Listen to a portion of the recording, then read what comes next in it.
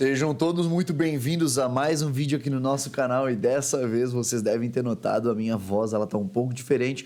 Eu e a minha esposa fomos na segunda-feira, hoje é quinta-feira, nós fomos fazer a figuração no novo videoclipe do Massacration e muitas das cenas envolviam gritaria e tudo mais, então a minha voz ela ainda tá se recuperando. Senhor juiz, né, excelentíssimo, se o senhor está vendo esse vídeo aqui, significa que eu fui processado mais uma vez. Eu gostaria de deixar claro que este canal aqui tem como intuito principal, né, nossa missão primária é justamente a divulgação científica, o debate acadêmico, e considerando que nós nos baseamos numa das máximas de Carl Sagan, um dos principais divulgadores científicos da história.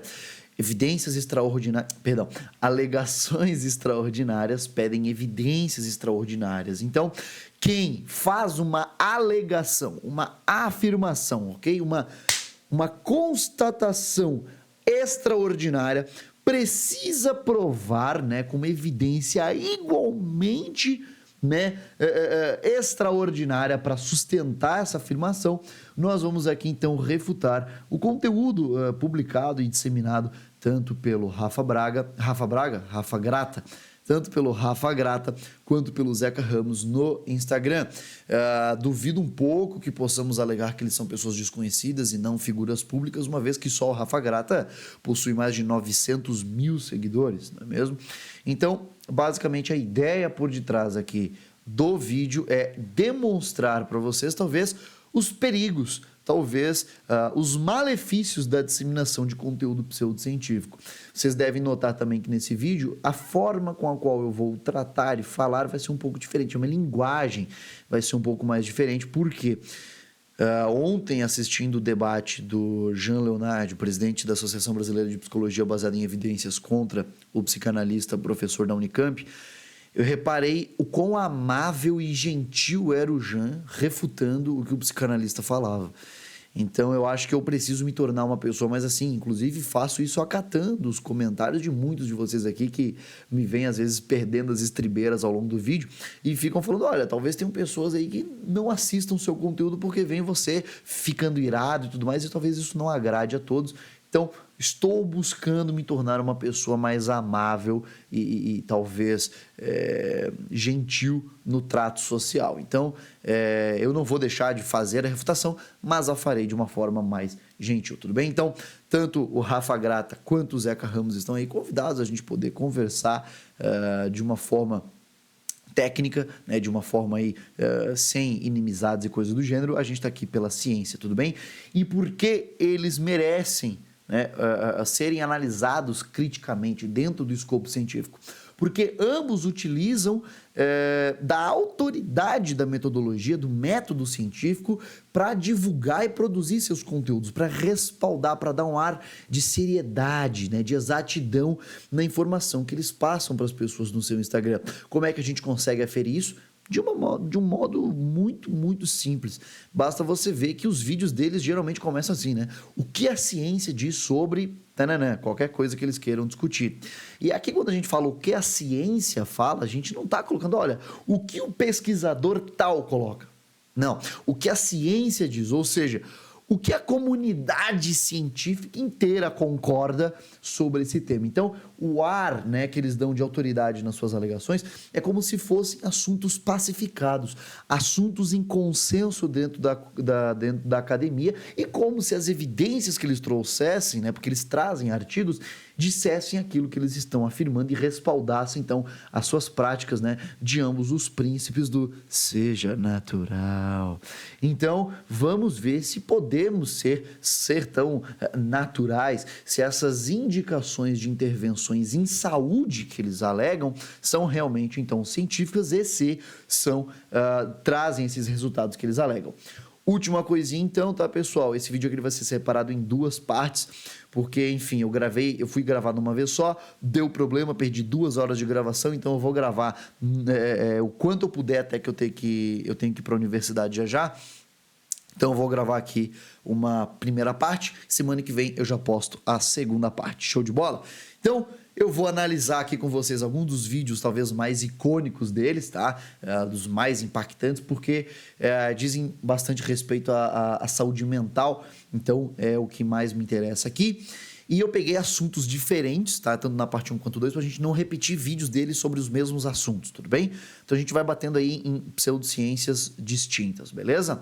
Então vamos lá, vamos para uma análise crítica desses temas. Bora! O que a ciência diz sobre simplesmente ficar na natureza? Você já se perguntou por que é tão bom olhar para a natureza? Aqui ele chega com uma pergunta, então ele traz a alusão de que é uma resposta, ou seja, por que é tão bom olhar para a natureza? Então nós pressupomos que é bom olhar para a natureza. Então ele está aqui colocando uma premissa, tudo bem? O que é parte crucial do movimento acadêmico, nós entendermos sempre que na ciência nós não usamos apenas de um puro racionalismo, tá? De uma lógica básica. Ah, eu vi o céu rosa no final da tarde, logo o céu é rosa. Não, calma aí. Aqui nós não usamos esse tipo de lógica, perfeito? Aqui nós precisamos colocar premissas, tudo bem? Aqui nós precisamos adicionar premissas para que nós possamos, então, aumentar ou diminuir a força das nossas recomendações, dos nossos argumentos. Tudo bem? Então, vamos lá, vamos ver qual é a resposta deles, então, qual é o processo lógico deles por detrás de ser bom olhar para a natureza. Os padrões geométricos não lineares da natureza modulam a principal região de ansiedade do seu cérebro, a amígdala. E os ângulos retos da cidade ativam essa região, que comanda o sistema de luta ou fuga do seu corpo. Olha só. Isso aqui é uma parte importante, tá? Eles vão trazer um artigo supostamente publicado na Nature, que é uma das top 3 principais revistas da ciência no mundo, tá? Mas, primeiro de tudo, se vocês abrirem esse artigo, que eu já vou abrir aqui com vocês, vocês vão reparar que essa alegação deles nem sequer é falada, mencionada, mesmo que brevemente no estudo, ou seja, eles tiraram da cabeça deles essa afirmação.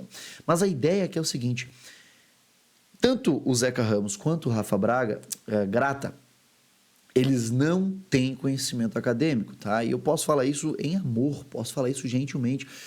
Ambos são ignorantes no tema ciência, no tema metodologia, no tema análise interpretativa de conhecimento acadêmico. Então, eles não sabem ler artigos, e não saber ler artigos leva eles a essas conclusões erradas. E também não conhecer o estado atual da arte de um campo, como, por exemplo, da psicologia, o da ansiedade, leva eles a uma alegação maluca como, olha, olhar para formas geometricamente não lineares, ou seja, as folhas não seguem, as flores não seguem ângulos retos, isso diminui a atividade da sua amígdala. Olha a alegação. E os ângulos retos da cidade ativam. Mas se a gente está falando de ansiedade, olha quão sem sentido é essa afirmação. Se isso realmente fosse verdade, tudo bem, eu não precisaria me preocupar. Porque o fato dos ângulos retos da cidade ativarem a minha amígdala, e considerando que nós moramos nas cidades, tudo bem, esse efeito ia ser inútil. Por quê? Porque eu iria me habituar com ele assim, ó. Porque eu estou tão exposto a esse estímulo que em pouquíssimo tempo ele se tornaria indiferente para o meu organismo. Ou seja, é uma coisa tão comum, mas tão comum, e eu convivo com ele há tanto tempo, né? E constantemente, que nós iríamos desenvolver aquilo que nós já sabemos hoje, tá? Há pouquíssimo tempo a gente já sabe disso, se chama aprendizagem inibitória. Nós iríamos aprender a conviver com esses estímulos, no caso, estímulos geométricos lineares, a ponto de que nosso organismo iria criar novas conexões neurais que iriam ser, então, inibitórias. Elas iriam inibir, tá, essa atividade amidalar a ponto de diminuir a atividade da amígdala e eu não ficar ansioso com estímulos retos. Então, tanto faz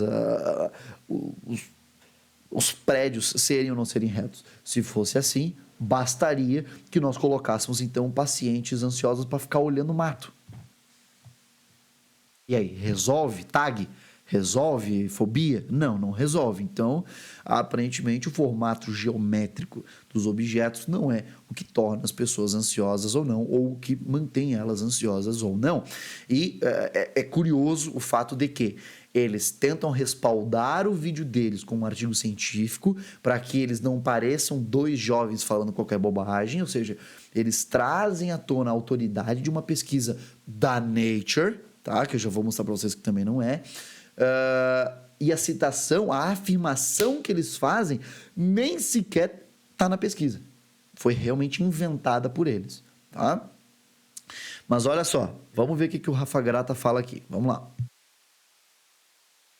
Seu corpo. Esse estudo da Nature pegou 2 grupos de 30 pessoas. Um para caminhar na cidade e o outro para caminhar na natureza. Logo depois da caminhada, eles fizeram uma ressonância E magnética. viram que uma caminhada de 1 hora na natureza comparada com uma caminhada de 1 hora na cidade Diminui muito mais regiões de estresse e ansiedade. e acalma a alma naturalmente. E não precisa ir para o meio do mato. Procura um parque próximo da sua casa e aproveita. Seja natural. Então, olha só algumas das alegações deles aqui, tá? Primeiro, a alegação extraordinária, este estudo da Nature. Eu quero mostrar uma coisinha para vocês, eu vou só pausar aqui para eu pegar, porque eu tô com o meu browser fechado, para nesse sentido, não porque meu browser tá aqui, né, mas tá com coisa de pacientes e tudo mais. Deixa eu só pesquisar aqui rapidão e mostrar para vocês. Olha só a diferença e a importância de nós sabermos ler ciência, ler artigos científicos, tá? Debater ciência com quem entende de ciência. Se nós formos na Nature, a Nature é uma das maiores revistas científicas do mundo. Por isso, com certeza, você respaldar sua alegação num periódico, num paper publicado numa revista como a Nature, de fato, é uma alegação com uma suposta evidência extraordinária, né? Deem só uma olhada. Se nós formos aqui na página de critérios e processos editoriais, tá? Aqui eu estou traduzindo em português para ficar mais fácil, mas vocês podem ver, conferir aqui no original. Olha só que interessante, pessoal. Quem decide, né, qual paper aqui publicar na Nature, tá? Olha só que interessante. O resultado da Nature, né, só publicar pesquisas assim de alta, digamos, qualidade, né, seletividade, faz com que o resultado disso seja que apenas 8% dos manuscritos submetidos para publicação na Nature sejam de fato publicados. Isso é, a cada 10 papers submetidos na Nature, menos de um vai ser publicado. Tá? Agora, se nós formos, por exemplo, tá, para Molecular Psychiatry, esse índice é de 33,3%, ou seja, 1 a cada 3 artigos publicados na Molecular Psychiatry é publicado. Mas por que você está falando dessa revista, Felipe? Molecular Psychiatry. Por quê? Porque o artigo que o Rafa Grata está dizendo que é da Nature não é da Nature, é da Molecular Psychiatry. Olhem o título, tá? How Nature Natures, e olhem os autores, beleza? Por algum acaso, não é exatamente esse artigo aqui, How Nature Natures, Sudmak, por acaso não é? Então, de que revista que ela é? Molecular Psychiatry. Apesar da Molecular Psychiatry ser uma revista do grupo Nature, não é um artigo da Nature, tá bom? Tá bom, meu anjo? Então, assim, existe uma diferença descomunal em você publicar um artigo na Molecular Psychiatry e você conseguir publicar um artigo na Nature, tudo bem? Se você publica um artigo na Nature, você sai correndo pelado na rua. Tudo bem? Só pra vocês terem uma noção, Molecular Psychiatry é a mesma revista de onde veio aquela revisão sistemática que o pastor Rodrigo Mocelin, que não entende nada de psicologia, nada de ciência, nada de qualquer assunto técnico, utilizou para dizer que depressão não existia, que depressão era pecado e tudo mais, e que eu refutei ele aqui no canal, acho que em 2 vídeos, acho que eu fiz 2 ou 3 vídeos refutando o pastor Rodrigo Mocelin. Ele utilizou uma revisão sistemática que foi publicada na Molecular Psychiatry. Eu dou aula, às vezes, com artigos da Molecular Psychiatry. É uma boa revista? É uma revista bacana, tá? Se nós formos aqui, por exemplo, vamos lá, Impact Factor Molecular Psychiatry, é uma revista que, olha só, o fator de impacto dela, isso é, o quanto que essa revista impacta a ciência, impacta a sociedade, ela hoje tem aqui, tá? Recentemente aí, atualizado em 2023, ela tem um fator de impacto de 13.4, tá? Ou seja, no Brasil, ela é o que nós chamaríamos ali na plataforma Sucupira de uma revista Qualis A1, tá? Qualidade, talvez, a qualidade superior possível para um periódico aqui no Brasil. Porém, olha só que interessante, se eu colocar Nature, eu estou falando de uma revista, tá? Atualizada em 2023, que tem um fator de impacto de 69,5, 69,5. Uma revista mais de 10 vezes maior que a Molecular Psychiatry, mais importante, mais impactante, mais relevante que a Molecular Psychiatry, tudo bem?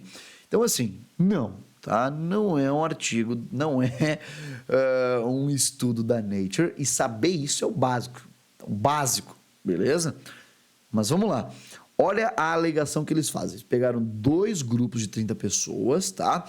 Um foi andar na cidade, ou seja, como nós estamos aqui falando sobre saúde, nós estamos falando sobre ansiedade, aqui nós vamos utilizar então uma análise baseada na nossa metodologia, na nossa estratégia PICOTS, tá? PUCOTS, população, intervenção, comparador, desfecho, tempo e estudo, né? Desenho de estudo, study design, delineamento, tá?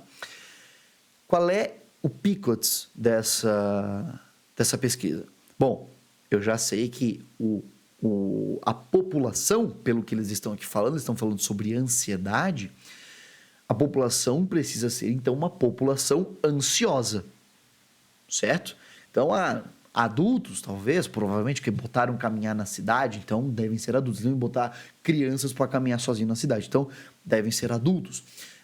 Então, precisam ser adultos ansiosos, porque se a gente está falando, tá, pessoal? Olha só, se a gente aqui está falando sobre regiões de ansiedade no cérebro, tá? Estamos falando sobre sistema de luta ou fuga, ansiedade, estresse.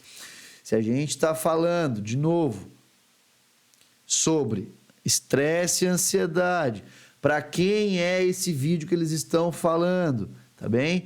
Ó, procure o parque mais próximo da sua casa. O que eles estão fazendo?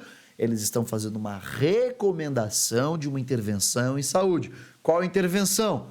Andar na natureza, né? Ir num parque, perfeito? Então, essa é a intervenção. Então, na nossa estratégia PICOTS, temos P, população adulta ansiosa, I, de intervenção, caminhar na natureza, C, comparador, caminhar na cidade. Então, eles estão falando que caminhar na natureza é, para ansiedade, melhor do que caminhar na cidade. Então, caminhar no mato é melhor do que caminhar no meio dos prédios, beleza? Só que aí nós temos um porém. Quando a gente quer falar sobre evidência em saúde, a gente tem que entender que a intervenção e o comparador precisam ser justos. Certo? Imagina que eu quero provar que a minha terapia ela é melhor que as outras. Para isso, eu faço então aqui um ensaio clínico da terapia dialética do Souza versus terapia cognitivo-comportamental versus psicanálise. Intervenção, terapia dialética do Souza. Para ela, eu pego terapeutas fodas, terapeutas que eu mesmo, eu, criador da parada, treinei os caras nos últimos 10 anos, né?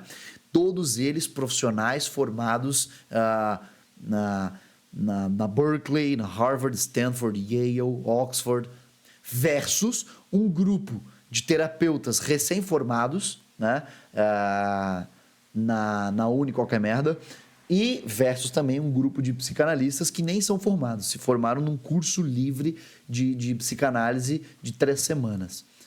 Não é óbvio que o meu grupo vai ganhar? Não é óbvio que vai dar que o meu grupo teve uma melhora dos pacientes melhor? Nem pela terapia, mas porque os terapeutas são mais experientes, sabem manejar melhor quadros. Então, os comparadores precisam ser justos, precisam ser equiparados. Por isso que eu não posso pegar um grupo num tratamento, num ensaio de ansiedade, né? No grupo intervenção que eu estou querendo saber se funciona ou não, colocar pessoas que mal têm ansiedade versus um grupo controle que as pessoas têm uma ansiedade fodida. Falei palavrão, né? vacilei. Então, vocês entenderam? Os grupos controles eles precisam ser comparáveis, tá? Então, vamos lá. Vamos analisar o estudo da Nature que eles trouxeram, tudo bem? Inclusive, só para finalizar aqui, eles falam que o outro grupo foi caminhar na natureza, eles fizeram uma ressonância magnética e viram que 1 hora andando na natureza, olha só, comparado a 1 hora na cidade, diminui mais a região da amígdala, tá? Que é a região que supostamente então controla estresse e ansiedade. E isso aparentemente faria bem então para você tratar a sua ansiedade. Perfeito? Por isso eles estão te recomendando que você, no final do vídeo eles falam, né? Procure um parque, tá? Então, vamos lá. Eu tô aqui com o artigo original, perfeito? Então, temos aqui algumas... eu estava lendo, eu fiz algumas anotaçõezinhas. E temos a versão traduzida, né? Eu simplesmente passei no Google Tradutor, tá? Claro, a gente sempre tem que ler o artigo em inglês para saber se às vezes o Google Tradutor não mexe uma palavra ou outra e aí o significado fica alterado, mas a gente sempre compara no original. Mas vamos lá. Qual foi só deixa eu ver a grossura aqui do pincel, da tinta da caneta aqui. Deixa eu colocar um pouquinho mais espessa para aparecer melhor. Beleza. Qual é o pano de fundo? Por que fizeram essa pesquisa, né? Bom, basicamente porque foi demonstrado que a amígdala ela é mais ativa durante uma tarefa de estresse em habitantes de região urbana em comparação a moradores rurais. Então, aparentemente, né, talvez pesquisar intervenções que nos coloquem em contato com a natureza, talvez possam nos mimetizar esse efeito aqui de saúde mental dos moradores de zona rural. Por quê? Porque aparentemente quem mora em contato com a natureza sofre menos de estresse e ansiedade. Mas aí já entra uma pergunta muito essencial. Será que ter contato como um parque, coisa do gênero, por 1 hora, 2 horas num final de semana, é capaz de mimetizar os mesmos efeitos de alguém, mimetizar os mesmos efeitos no organismo de alguém que mora em contato com a natureza, de alguém que passa 24 horas, 7 dias por semana, 30 dias no mês, 365 dias por ano em contato com a natureza? Será que a exposição que ele tem à natureza não é muito superior e, portanto, o efeito gerado no organismo dele não vai ser diferente do nosso, meros mortais de zona urbana em contato com a natureza de final de semana? Então, isso precisa ser avaliado. E aí, o que me preocupa é, já de começo aqui na introdução deles, eles colocam uma obviedade, e acho isso tranquilo, né? Acho necessário essa frase aqui. Essa frase aqui é perfeita. O cérebro humano é moldado pelos seus arredores. Pô, perfeito.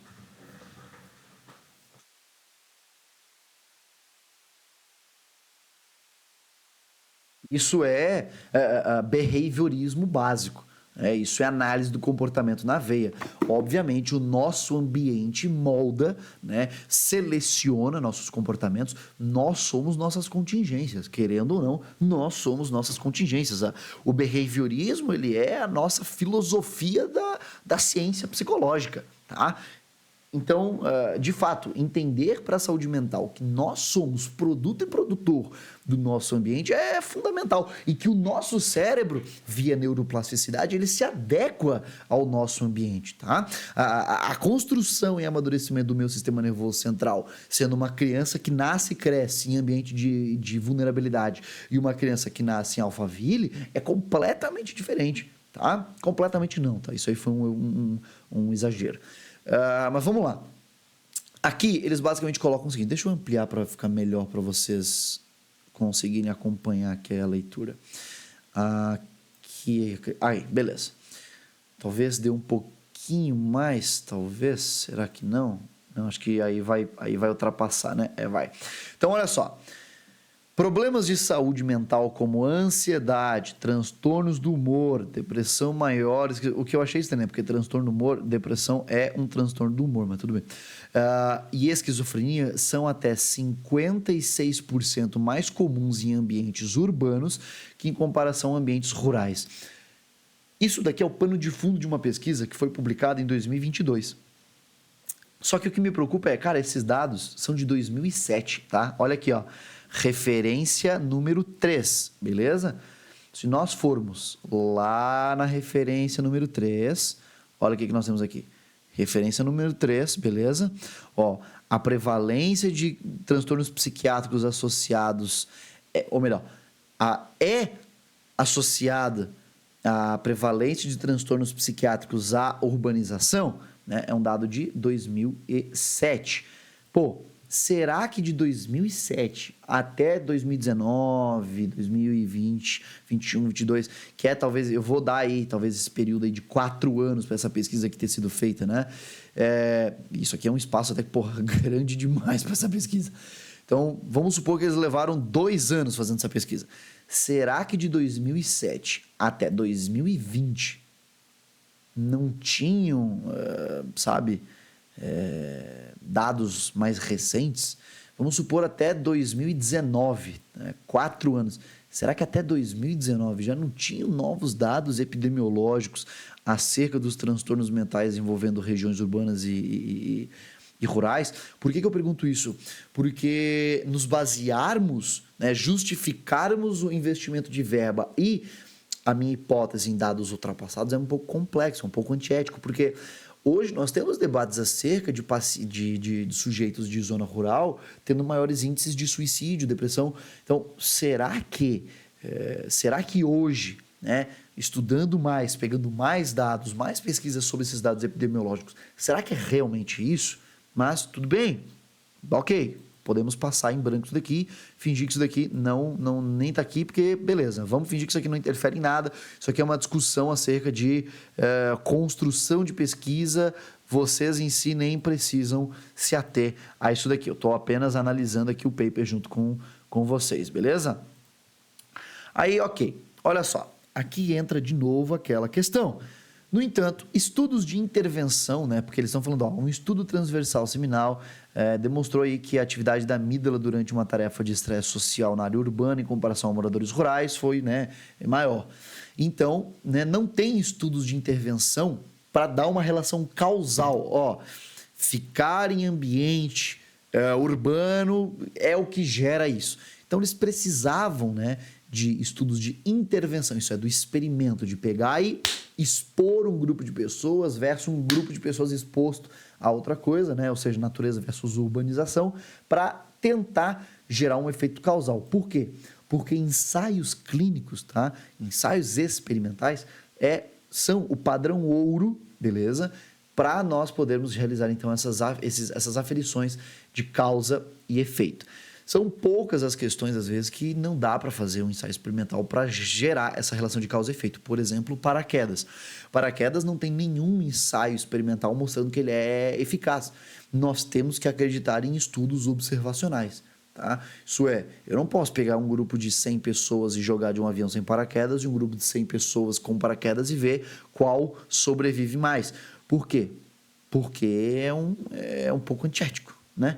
Então a gente vai ali, ou seja, é uma coisa tão óbvia, mas tão óbvia, né? Ou seja, é um tamanho de efeito de resguardo da vida tão grande que eu não preciso de um dado randomizado, controlado para ver que funciona, sacou? Porque, 98% das pessoas que saltam de paraquedas sobrevivem. Então, assim, é bizarro, né? Em comparação com quem pula de avião sem paraquedas.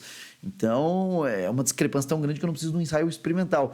Mas essa alegação aqui de que espaços urbanos são proponentes de transtornos é um dado que eu preciso, sim, de uma relação de causa e efeito. E aí eles basicamente querem, então, né, em um estudo único de intervenção de ressonância magnética, eles querem conduzir para ver o que acontece, para ver se eles têm ou não essa relação de causa e efeito, de que ambientes urbanos são, então, um maior causador, então, de transtornos mentais, ansiedade, estresse, do que ambientes rurais, beleza? Aí nós vamos, então, para os materiais e métodos, que é a essência, tá? Quer saber se uma pesquisa é boa ou não, você vai, então, na metodologia dessa pesquisa. E olha só que interessante.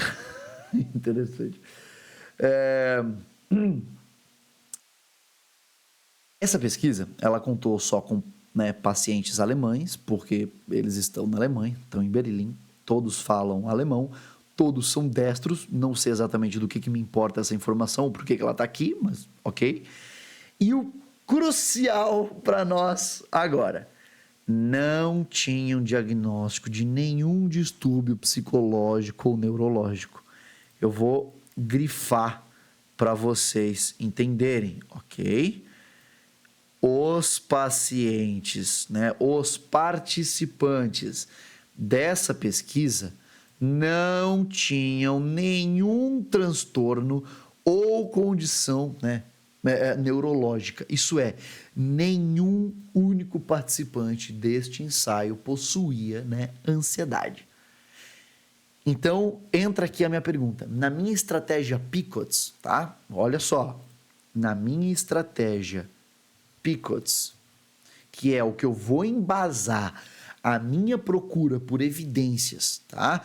Para fundamentar a minha recomendação clínica para um paciente. Então, ó, eu quero recomendar um tratamento, uma intervenção, alguma atividade para o meu paciente para ele melhorar de ansiedade. Pô, Rafa Grata e Zeca Ramos falaram que andar no parque é melhor do que só andar por aí nos bairros, né, na cidade. Será que essa evidência que eles usaram se encaixa para o meu paciente? Porque o meu paciente... Opa, perdão. Por quê? Por que eu me pergunto isso? Porque o meu paciente, ele é ansioso, né? Ou seja, a minha população de interesse é uma população ansiosa. Vou ver a estratégia PICOTS, então, dessa pesquisa que eles usaram. A população da pesquisa não se encaixa em ninguém que tem ansiedade. Então, tudo que foi produzido neste estudo não diz respeito a pessoas que sofrem de ansiedade. Sabe por quê? Porque ninguém do estudo tinha distúrbio psicológico ou neurológico. Ninguém tinha ansiedade. Beleza? Então, esquece usar isso daqui para falar sobre ansiedade. O vídeo deles já é descartado automaticamente. Então, você é ansioso, esquece o vídeo deles, porque ele não diz respeito a você. Tudo bem? Mas vamos lá. A amostra final consistiu em 63 participantes, beleza? 29 mulheres, e se eu não estou ruim de conta, 34 homens, então, né? Os participantes foram pseudo-aleatoriamente, então eles foram pseudo-randomizados, porque eles queriam que tivessem mulheres e homens bem distribuídos entre os grupos, então eles sacrificaram o processo de randomização, beleza? Isso é um problema aqui, olha... Neste caso, não vai ser exatamente um grande problema, tá? Por quê? Porque a forma com a qual eles teriam de resolver esse problema naturalmente, sem sacrificar a randomização, seria terem mais participantes, tudo bem? Ou seja, quando você tem mais pessoas, é estatisticamente maior a probabilidade dos grupos serem mais parelhos, naturalmente, aleatoriamente distribuídos, tá? Agora, quando você tem poucas pessoas, como esse estudo aqui, que tem pouquíssimas pessoas, beleza? Então, você tinha 32 pessoas para caminhar no mato e 31 pessoas para caminhar na cidade, isso aqui é pouquíssimas pessoas, tá? Então, eles pseudamente randomizaram elas para garantir que, pelo menos, essas pessoas, os grupos estariam ali distribuídas bem entre sexos, tá bom? Ok, aí eles foram então 2 grupos, um para andar no mato, né? Um para andar na natureza e um para andar na cidade. Aí, olha só que interessante. Após a sessão de varredura, só para vocês entenderem, tá? O procedimento era basicamente, as pessoas chegavam lá, ó, o experimento foi conduzido em 2019, tá? Então, aquele papo que a gente bateu aqui em cima, ó, de fato, era de 2019 até 2022, quando foi publicado. Tá? Beleza? Então, será que não tinha dados epidemiológicos melhor do que 2007, falando que foi feito em 2019? Então, beleza. Mas olha só, como é que foi feito o experimento? Basicamente, as pessoas chegavam lá e elas respondiam um questionário, né? Então, elas passavam num exame de ressonância magnética funcional, tá? Elas... depois de passar por isso, elas respondiam então esse questionário para avaliar como é que era a atividade basal, a atividade normal da amígdala delas, tudo mais. E aí então elas eram direcionadas para a intervenção, ou andar no mato ou andar na cidade. Olha só, Após a varredura dos participantes, eles foram aleatoriamente designados para uma caminhada de 60 minutos em ambiente natural ou urbano.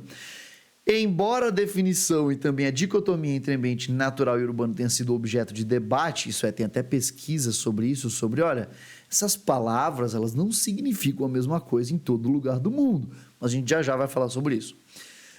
O ambiente natural a qual eles se referem nesta pesquisa é a floresta urbana, que é a maior área verde da cidade de Berlim, que é a floresta Grunewald. É um parque, tudo bem?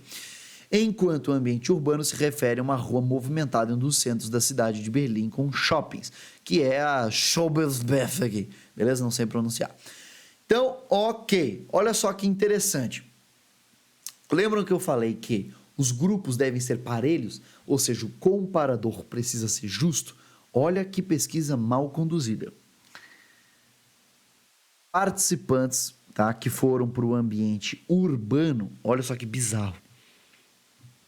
Eles foram ordenados pelo grupo de pesquisadores, olha só, a realizarem suas caminhadas sozinhos, e eles foram instruídos a não entrarem em lojas e nem usar o celular para evitar distrações. Como assim evitar distrações? O grupo controle e o grupo intervenção precisam mimetizar o mundo real. Quando que no mundo real nós evitamos distrações andando na rua? Quando que eu vou na rua e eu falo, eu não posso mexer no celular nem entrar em lojas? Se eu quero saber se andar no ambiente urbano é ansiogênico, eu não posso proibir o sujeito de andar no meio urbano, porra. Entendeu? Então, se eu quero saber se andar na cidade é ansiogênico, eu tenho que andar na cidade como eu ando na cidade. Então, se andando no centro da cidade, numa rua de lojas, eu vou em lojas, eu tenho que permitir que o cara faça isso. Porque, do contrário, eu estou enviesando propositalmente o resultado. Porque, veja bem, o que eles fizeram então? Olha isso. Eles tiveram um lanchinho, tá, para comer durante a caminhada e só. Eles tinham que andar numa rua super movimentada, com loja, com tudo, sem poder mexer no celular, sem poder conversar com ninguém, sozinhos, sem entrar em lojas, e eles tinham um lanchinho embalado. Depois de 30 minutos andando em linha reta, tocava um sinal de alarme e eles voltavam para serem apanhados por um táxi e serem levados para o laboratório. Cara, que grupo controle horroroso. Isso aqui é literalmente, ó, tenham um mau desempenho, fiquem estressados. Assim a nossa intervenção vai parecer muito maneira, tá? Aí depois, eles teriam que passar por esse FFT, né, que é o Fearful Faces Task, que é literalmente assim, ó, ficar passando um monte de imagem com pessoas, né, com rostos, assim, rostos normais, assim. Aí do nada passa um...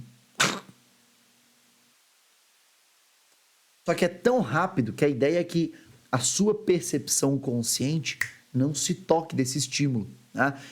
E a gente quer ver se a sua amígdala, captando esse estímulo, se ela se ativa, se ela fica ansiosa, se ela fica com medo ou não. Só que o fator crucial desse teste é que você não perceba que aquele estímulo aconteceu. Ou seja, que você conscientemente não interprete aquele estímulo. Porque senão, né, você pode ter olhado e pensar, meu Deus, coisa feia. Né? Só que aí, o teste que talvez validaria a intervenção dos caras, olha esse detalhe.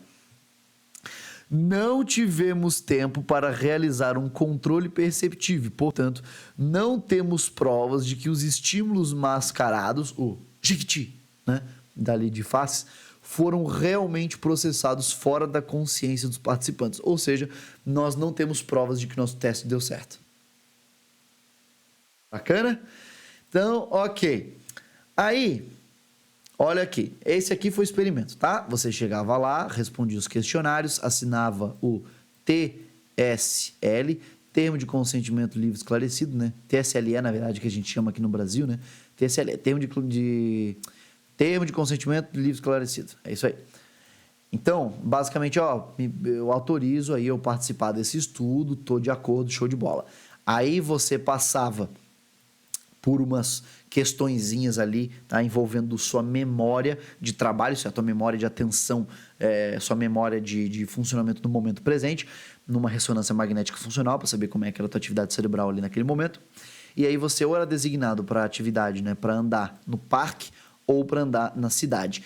Aqui nós já sabemos que você era propositalmente estressado, logo teu resultado no final seria pior de propósito pelos pesquisadores.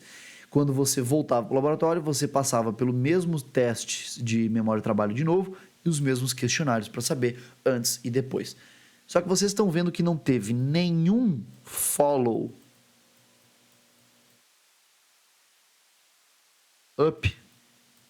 Ou seja, os pesquisadores não acompanharam os participantes dessa pesquisa por nenhum tempo depois. Isso é, fizeram a pesquisa, né, fizeram o experimento, perguntaram ali as coisinhas para eles, obrigado, tchau. Então, vamos supor que eles tenham melhorado super da ansiedade, que eles nem têm, nessa caminhada de 1 hora. Isso foi benéfico para quê? Já que o teste que vai ver se eles realmente ficaram mais relaxados e mais tranquilos não foi sustentado, porque eles não conseguiram provar que o teste realmente funcionou. Ou melhor, que o teste realmente pode ser confiável, tá? Ou seja, o teste deles não é confiável, eu não posso acreditar no resultado, porque eles não tiveram tempo para validar o teste. Eles não acompanharam esses pacientes por tempo nenhum, então essa suposta e qualquer melhora que eles venham a relatar nesse estudo durou por quanto tempo? 2 horas? 1 mês? 4 meses? 1 ano? Essa caminhada de 1 hora foi efetiva para quê? Tá?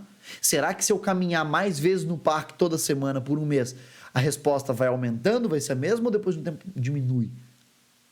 É uma pesquisa inconclusiva. Um dos maiores pesquisadores da medicina baseada em evidência, chamado John Ioannidis, ele tem um grande achado que é a maioria das pesquisas em saúde, né, mais de 80%, são ruins, são não confiáveis, não replicáveis e são inconclusivas. E isso daqui é um achado inconclusivo. Por quê? Porque o achado aqui é inútil. Eu vou fazer o que com ele? Eu concluí o que dele? Eu melhorei que desfecho relevante para a vida da pessoa? Ela melhorou da ansiedade? Ela ficou melhor em lidar com estresse no trabalho? Ela sentiu menos dor? O que melhorou o sono dela? Ela foi mais para o trabalho? Ela falta menos agora na academia? O que aconteceu com ela? Nada. Nada. Absolutamente nada. E aí, se a gente vê, ó, esse daqui foram os locais de realização do teste, tá? Então aqui nós temos a maior área verde de Berlim, beleza? Então, um enorme parque, então vocês têm coisas aqui, várias ruazinhas, tudo mais, atividades, beleza? E aqui você tem uma rua, tá? Então aqui você tem um parque e aqui você tem uma rua que você não pode fazer nada, você só anda em linha reta e depois volta. Aqui, parque, aproveite o parque. Tudo bem? Então, olha só que interessante. Esse daqui é o suposto teste deles. Eu não vou nem falar aqui sobre a questão da expressão facial, porque isso daqui, né? Mas não tem nada a ver com isso daqui, tá, pessoal? Esse teste aqui, ele é até bacana, porque ele basicamente quer ver o seguinte, ó, o organismo do indivíduo captou algum estímulo diferente fora do padrão que ele estava esperando? Porque se sim, é óbvio que a sua amígdala vai se ativar. Opa, o que aconteceu? Ameaça? Não? Então, tranquilo. Então, eles usam de fato esses estímulos aqui justamente porque nós temos a capacidade de reconhecer faces, tudo bem? Isso é uma capacidade nossa, tá? Então, olha só que interessante. Aqui, para a condição de medo, tá? Olha só que legal. Aqui, nós basicamente temos a atividade da amígdala, beleza? Isso daqui era antes da caminhada e depois da caminhada. O grupo que andou na cidade, tá? Na condição de medo, isso é, nessa atividade, quando esse rosto aparecia, não mudou de antes e depois da caminhada, tá? Não tem nenhuma mudança significativa, tá? entre o antes e depois. Nada, beleza? Então, eles continuaram iguais. Na condição de reconhecimento das faces neutras, também. Tá? O grupo urbano, antes e depois, mesma coisa. Show de bola? Então, eles não ficaram mais nem menos ansiosos. Tá? Na verdade, aqui, essa pequena mudança aqui, ela não é significativa. Não é significativa. Tá? Agora, em relação também à natureza, olha só que interessante. A atividade da amígdala, beleza? Em relação ao antes da caminhada e depois da caminhada, foi estatisticamente significativa. Mas vocês estão reparando que eu estou falando estatisticamente significativa? Quer dizer que estatisticamente houve diferença. Mas a nível de significância clínica, nada. Ou seja, isso é essa mudança, né? Essa alteração aqui, ó, na circulação sanguínea, nas amígdalas cerebrais desses indivíduos antes e depois da caminhada, foi significante para o que na vida desses pacientes? Nada, tá bom? Então, é uma pesquisa inconclusiva sem nada. Daí, o que eu acho interessante, eles falam muito, né, de várias vezes, eles repetem sobre os moradores de zonas, né, rurais, mas, de novo, nós não somos moradores de zonas rurais, nós que moramos na cidade, ir num parque, ir fazer uma trilha, não vai mimetizar o suposto mesmo efeito de alguém que mora no meio do mato, o dia inteiro, todo dia, toda semana, todo ano, tá? E aí, olha que interessante, a discussão deles é um absurdo, é uma extrapolação baseada em nada, porque os dados que eles têm não são passíveis de chegar nessas conclusões, nessa discussão. Olha só. Além disso, pretendemos explorar se o alívio do estresse após a exposição à natureza é resultado do próprio ambiente natural ou da mera ausência de efeitos urbanos desvantajosos. Ou seja, eu vi que eu diminuí a atividade de estresse dessas pessoas saudáveis, tá? Então, sim, pessoas saudáveis ficam estressadas ao longo do dia, é normal, na verdade, nós precisamos de estresse, tá? É normal, a gente precisa de estresse para funcionar. A gente reduziu esse nível de estresse, mas essa redução, ela foi causada pela natureza ou eu só tirei ele do ambiente que estressa ele? Tá? E aí, ó, em linha com a nossa hipótese, observamos que a atividade da amígdala diminuiu após a caminhada na natureza. Tá, a atividade da amígdala diminuiu. E daí? Nós temos aqui um mecanismo, ou seja, olha só, a atividade da amígdala diminuiu. O que isso fez? Nada, tá bom? Enquanto permaneceu a mesma após a caminhada no ambiente urbano. Interpretamos isso como evidência, mostrando que a natureza é realmente capaz de restaurar indivíduos do estresse e como falta de evidência de que a exposição urbana administrada também aumenta a atividade da amígdala. Ou seja, aparentemente expor a pessoa no meio urbano não aumenta a atividade da amígdala, mas tirar ela de lá diminui. E o mais absurdo, como assim essa caminhada na natureza é capaz de restaurar indivíduos do estresse? Essa definição é extremamente subjetiva, extremamente aberta, ridícula. Como assim capaz de restaurar? Restaurar o quê? Restaurar quanto? Por quanto tempo? E restaurar que pessoas saudáveis? Elas já não seriam restauradas voltando para casa do dia do trabalho? Né? Como é que eu mensuro isso? Tá? E aí, olha só que interessante. Além disso, os participantes que foram para uma caminhada na natureza gostaram mais da caminhada do que aqueles que foram para um passeio no ambiente urbano.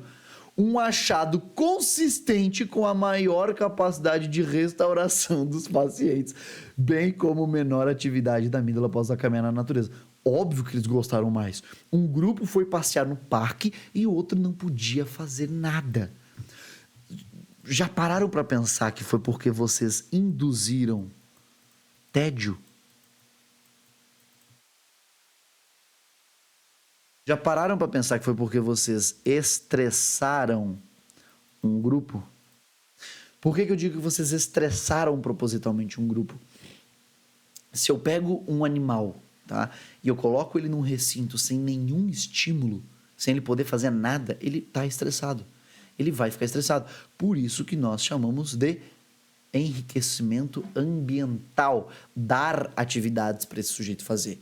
E não é porque eu estou numa rua que tem coisas que o meu ambiente está enriquecido, porque essas coisas estão ali, mas eu não tenho acesso a elas. E não ter acesso a elas é estressor, tá?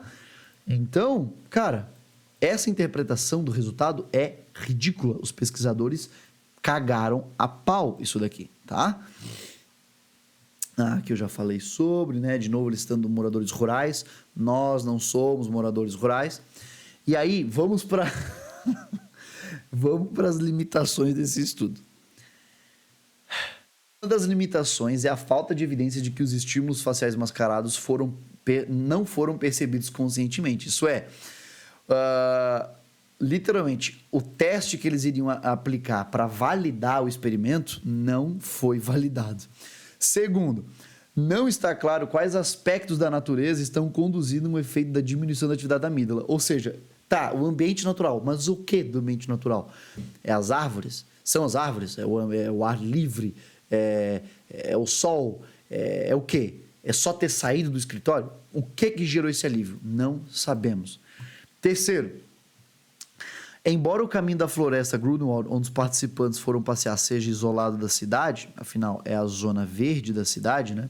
Os participantes podem ter visto outras pessoas envolvidas em atividade do tempo livre, como caminhadas ou exercícios, o que poderia ter contribuído para um maior relaxamento e menor atividade da amígdala após a caminhada na natureza em comparação à caminhada urbana. Nossa, como assim ver pessoas no parque diminui minha ansiedade? É óbvio. Se você está numa grande zona verde, tá? E ela tá deserta e só tá você lá, não dá uma ideia, um medinho de eu acho que alguém vai me estrunfar aqui, eu acho que eu vou ser sequestrado aqui. Então, será que andar na natureza acalma? Ou andar em parques bem movimentados é calmante? Porque o conceito de natureza dessa pesquisa não é natureza, é parque, tá? Então, o construto natureza deles é uma volta nesta rua do parque, tá bem? Então, esse é o conceito de natureza dessa pesquisa, tá? Então, assim, ver outras pessoas é um fator relaxante, porque assim você sabe que você está seguro. Agora, e se essas pessoas estivessem andando nesse parque vazio, deserto, elas iriam ter relaxado? A natureza ia ser tão pacífica e amável assim? Em quarto lugar, diferentes ambientes naturais podem ter diferentes efeitos nos participantes. Por exemplo, né, um impacto positivo no bem-estar. Opa, meu Deus. Aqui. Em quarto lugar, diferentes ambientes naturais podem ter efeitos diferentes nos participantes.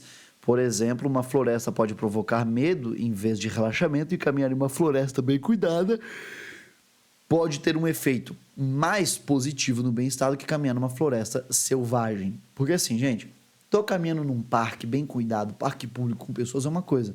Entra na Mata Atlântica, dá 3 voltinhas e tenta se achar de novo. É tudo igual. Pra cima só tem copa de árvore. Daqui a pouco tu vai escutar um...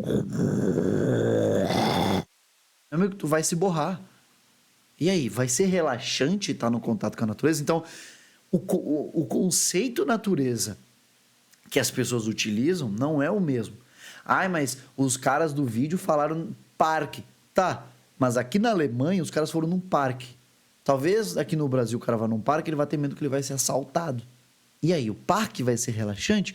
Qual é o critério de natureza que vocês estão utilizando? Aliás, eu reparei que está escurecendo. Só vou pausar o vídeo para eu acender as luzes da casa antes que alguém decida invadir minha casa aqui, porque está tudo escuro, beleza? Só um segundinho. E eu reparei que para vocês não passa nenhuma demora eu ir lá e voltar quando eu pauso, né? Mas é que para mim demora, daí eu falo só um segundinho, mas eu nem precisava. Então, olha só que interessante. aqui nós já reparamos que os estudos deles, tá, tem literalmente, pessoal, limitações tão esdrúxulas e um delineamento de estudo tão ruim que temos duas coisas aqui: baixa validade interna e baixa validade externa. Validade interna: o quanto que eu posso confiar no conteúdo apresentado no artigo. Isso é, os dados aqui escritos não são confiáveis. Eu não posso confiar no que está escrito porque ele foi mal conduzido. Tem tanto viés, é tão ruim a pesquisa que eu não posso confiar. E validade externa: eu não posso generalizar esses dados. O máximo que eu posso dizer é: pessoas alemãs que forem caminhar por 1 hora no Parque da Alemanha, ali de Berlim, vão momentaneamente, depois da caminhada de 1 hora, diminuir a atividade da amígdala cerebral deles. Só.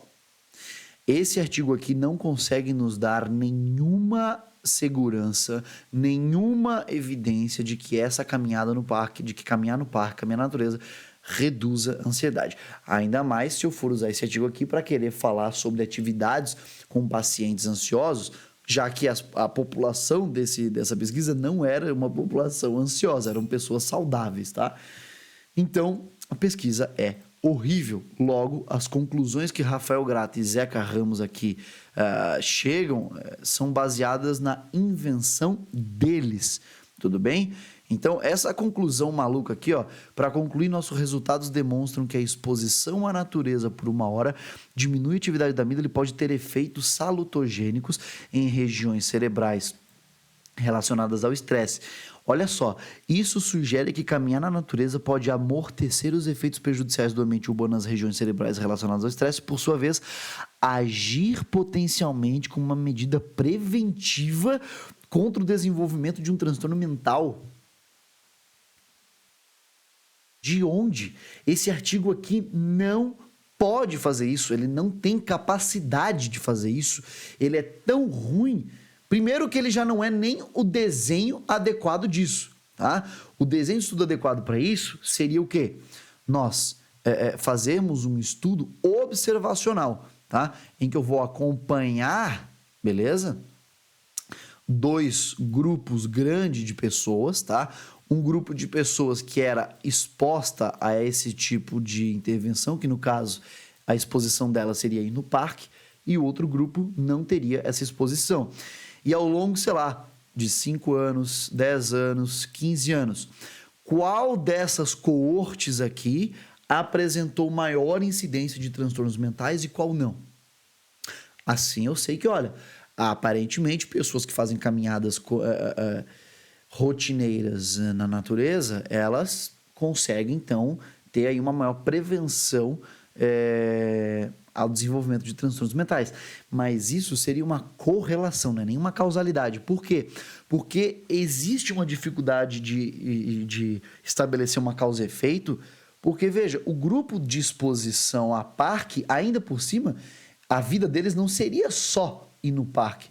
Eles também fazem várias outras coisas. Então, será que não foram essas outras coisas que preveniram eles de desenvolver um transtorno mental? Mas ali nós pelo menos teríamos um dado de coorte, um dado maior, acompanhando esses grupos, dizendo, ó, olha só, este grupo aqui que vai no parque, né, apresentou menos incidência de transtornos mentais. Aí eu poderia começar a falar sobre prevenção, tá? Mas esse estudo aqui não está nem perto de fazer isso, beleza? Então, agora vamos para o segundo vídeo deles, e vai ser o último, tá, pessoal? Já estou até atrasado, mas vamos lá. Olha só, 3 benefícios comprovados, isso é, de novo, juiz, buscando a autoridade da metodologia científica, tá? Esse vídeo aqui eu acho que só tem o Rafa Gratta, eu acho que não tem o Zeca Ramos junto, não. Mas olha só, olha o que ele fala. 3 benefícios comprovados do banho gelado. Um estudo mediu hormônios de estresse em 2 grupos de pessoas. Um que tomava banho gelado e outro não. Grupo adaptado, quando em situação de estresse, conseguiu gerar um pico de hormônios como adrenalina, lidar com o estresse de forma mais eficiente e focada. Já o grupo não adaptado teve uma resposta mais fraca e prolongada, tendendo ao estresse crônico. O segundo benefício é regular seu relógio biológico. O banho gelado gera um pico natural de cortisol, o que faz você se sentir mais disposto e de bom humor de dia e sentir mais sono e dormir melhor à noite. O terceiro benefício é justamente esse desconforto e mau humor para entrar. Mas a água gelada, quando você sai dela, gera um aumento sustentado de dopamina, hormônio da motivação, que te deixa mais feliz e focado. Banho gelado suficientemente desconfortável de 1 a 3 minutos pela manhã é uma ferramenta incrível para você melhorar seu foco e ansiedade. Se você quer mais ferramentas para ter mais foco e menos ansiedade, clica no link na minha bio ou acessa o site maisfocomeноsansiedade.com. E surpresa que ele venderia algo depois, né? Engraçado vindo de alguém que quando você vê os vídeos, os comentários, tanto ele quanto o Zeca Ramos ficam naquele discurso do a indústria farmacêutica não quer perder dinheiro, não quer perder a venda da cura, do não sei o quê. Gente, em amor, eu vou falar o seguinte. Dá uma olhadinha de novo. Olha a indicação que ele está fazendo. Olha, ele está fazendo de novo uma recomendação, né, de uma intervenção em saúde. Porque aqui ele está falando sobre o quê?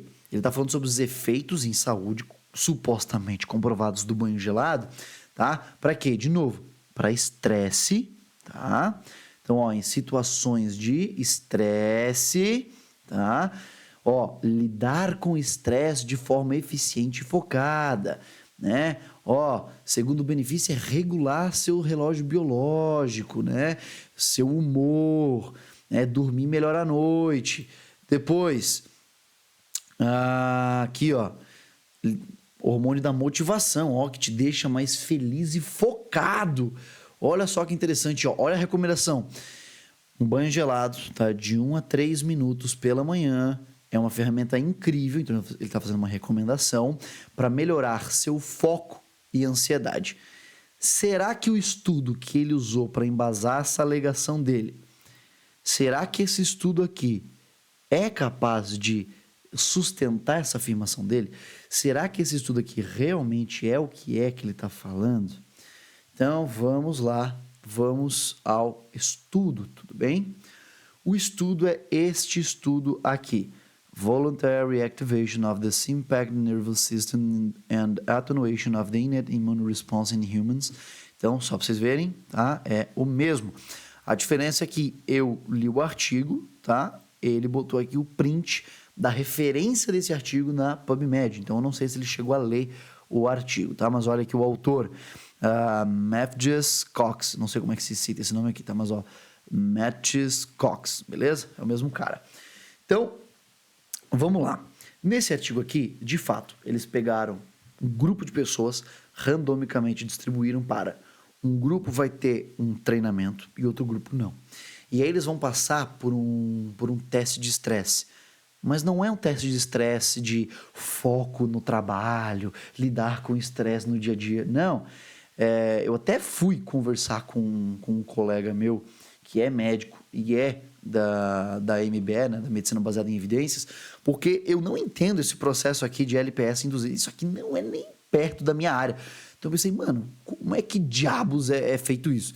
E ele falou a seguinte palavra: meu Deus, que estudo maluco, né? Mas assim, eu li o estudo, fui interpretando no que eu conseguia, mas essa parte da LPS eu não entendi. Então, basicamente o que ele me falou foi o seguinte, olha, eles falam que é um Proof of F Principle. Essa LPS é lipopolissacarídeo. Lipopolissacarídeo.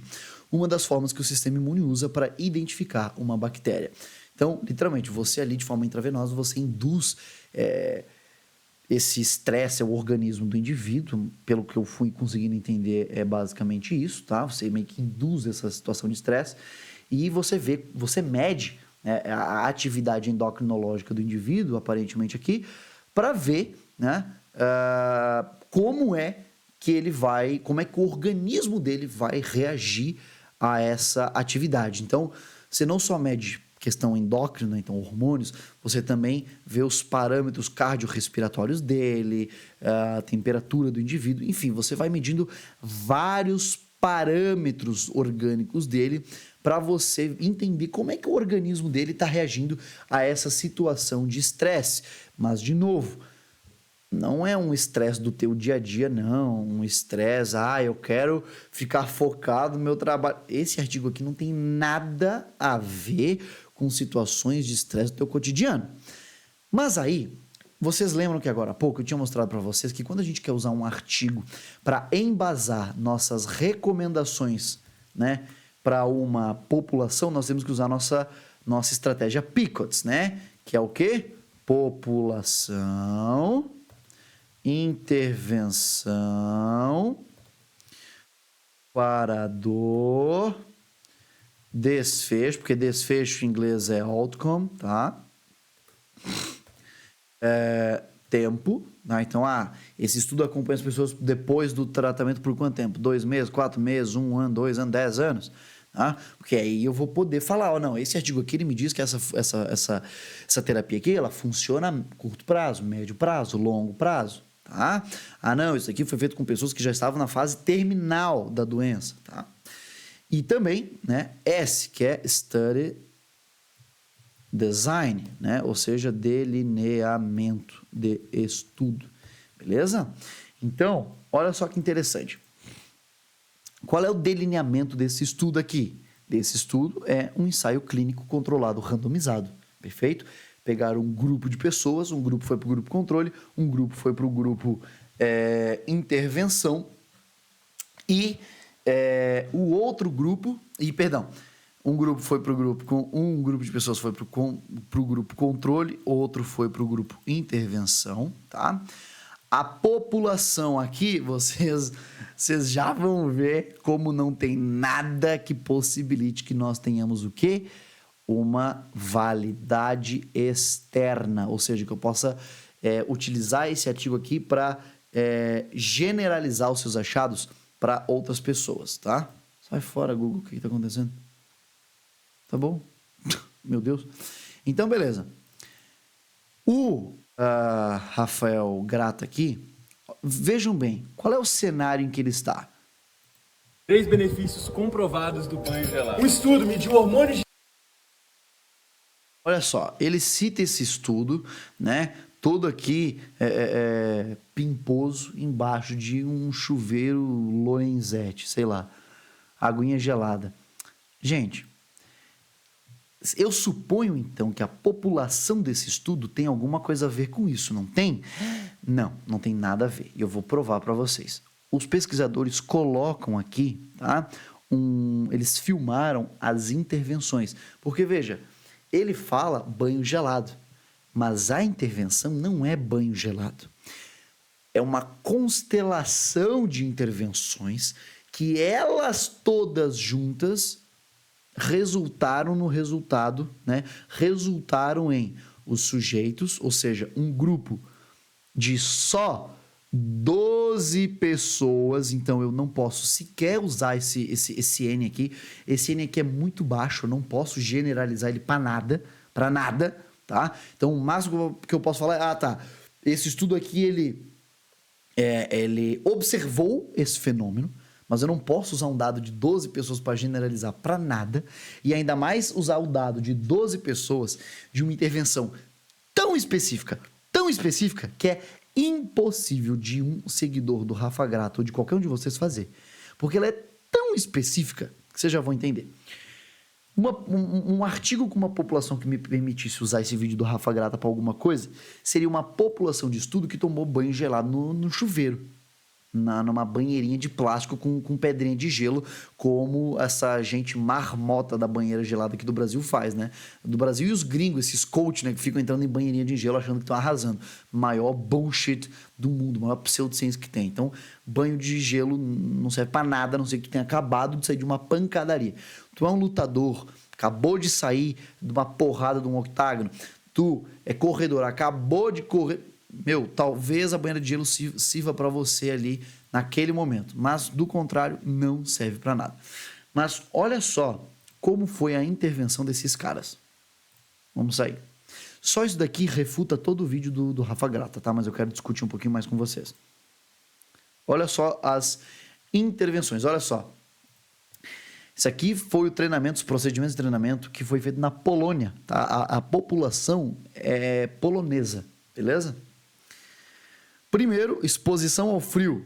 Será que foi um banhozinho gelado no chuveirinho Lorenzetti do Rafa Grata? Não. São eles de pé descalço, tá? Por 20 minutos na neve. Pé descalço, de shorts na neve. Depois, deitados na neve de peito aberto por 30 minutos. Depois disso, aí eles foram para a sauna, né? Para não morrer. Beleza? Aí eles estão aqui reaquecendo na sauna. Aí aqui, ó. Eles não foram numa banheirinha na tua casa, tá? Por quê? O estado psicológico de um indivíduo que está na sua casa, numa banheira com gelo, é... Ui, meu Deus, que desafio! Você nadar numa cachoeira congelada na Polônia, no meio de uma montanha, é diferente. Tá? Apesar da temperatura ser... Nossa, consegui fazer uma banheira na minha casa com a mesma temperatura. É diferente, tá?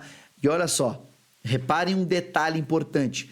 Eles estão amarrados, ou seja, olha só, se o participante desmaiar, se o participante entrar em colapso, se o participante morrer, eu consigo puxar ele de volta. Porque uma coisa que não falam sobre ficar submerso, né? Ficar em água a 0 graus ou abaixo dela, é que você pode desenvolver quadros, né? Desfechos em saúde respiratória, ou às vezes até mesmo, por exemplo, uma hipotermia, e você pode ou morrer ou ter um problema bem sério, tá? Beleza. Então aqui, ó, a temperatura da água de 0 a 1 grau, né? Sim, gente, geralmente é mais frio do lado de fora do que dentro da água, tá? Daí, ó, o cara mergulha, né? Vai de um buraco ao outro do gelo, beleza? Aí depois disso,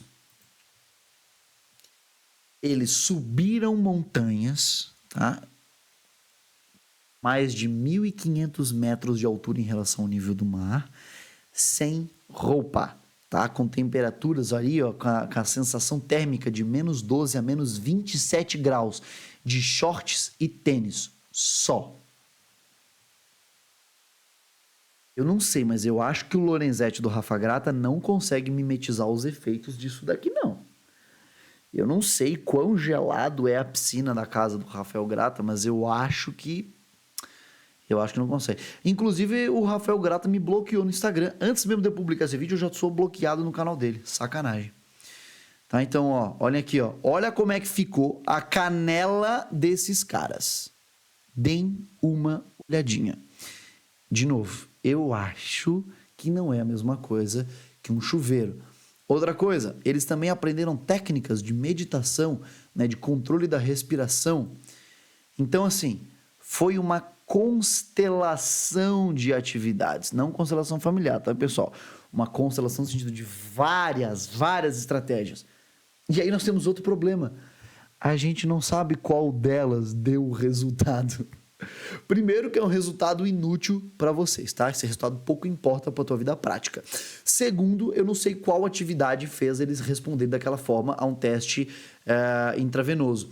Terceiro, a população do estudo não tem nada a ver com a população que segue o Rafa Grata na internet, então ninguém pode se basear nesses estudos. Segundo, banho gelado não tem evidências que funcionam, a não ser que você seja um lutador que acabou de sair na porrada. Sabe por quê? Porque esse papo que o Rafa Grata e todos os outros coaches do banho gelado falam, vocês falam baseados em estudos de mecanismos, que são estudos pré-clínicos, são estudos que medem alterações a nível molecular, são alterações no funcionamento de mecanismos do nosso organismo. Só que essa alteração na atividade não significa que vai impactar a vida da pessoa de qualquer forma. De qualquer forma. Tá? Então não é porque houve um disparo de dopamina depois do banho gelado ali, que ficou aquela dopamina por 20 minutos depois do cara tomar banho, que isso vá aumentar o foco dele. Não tem nenhuma relação uma coisa com a outra. Dopamina não funciona só para foco não, tá? Dopamina faz, 1 milhão de atividade no teu corpo, tá? Por exemplo, o próprio processo de vigília também tem dopamina envolvida. Então, você estar ali, acordado depois de um banho gelado, não quer dizer que você vai ser mais produtivo, quer dizer que você tá... Meu Deus do céu, eu tava no gelo agora há pouco. Então, não existem evidências que sustentem, que justifiquem recomendar banho gelado para pacientes, para populações que não sejam lutadores, tá? E não, você não precisa, lutador, ficar em banheira de gelo na tua semana, no teu cotidiano, tá? Também não tem nada que justifique isso. Ai, mas vai ajudar no meu foco. Por que você só não melhora o teu sono? Porque o banho gelado não tem comprovação que melhora isso. O sono tem. Ai, mas é para melhorar minha atividade dos órgãos aqui, minha atividade intestinal. Já pensou em comer melhor? Tem evidência. Tá? Então, banheira de gelo, as evidências são evidências fracas. Tá? Por quê? Porque elas são baseadas em evidências de pesquisas pré-clínicas. São evidências que não têm significância clínica relevante. Ou seja, não são importantes para a vida da pessoa. Ah, mas houve um aumento da atividade de dopamina. E daí? O que isso fez? Melhorou o que na vida da pessoa? Tá? Então, parem de baboseira, parem de pseudociência. Esse vídeo vai ter uma parte 2, tá? Semana que vem eu vou postar mais técnicas e recomendações pseudocientíficas recomendadas pelo Rafa Grata e pelo Zeca Ramos, para que vocês vejam aí como é que funciona, para vocês não se embasarem em influencers que tratam, né, de assuntos em saúde e aparentam falar sobre ciência. Falar sobre ciência é muito mais complexo do que a gente acha, beleza? Então, espero vocês no próximo vídeo. Tchau, tchau.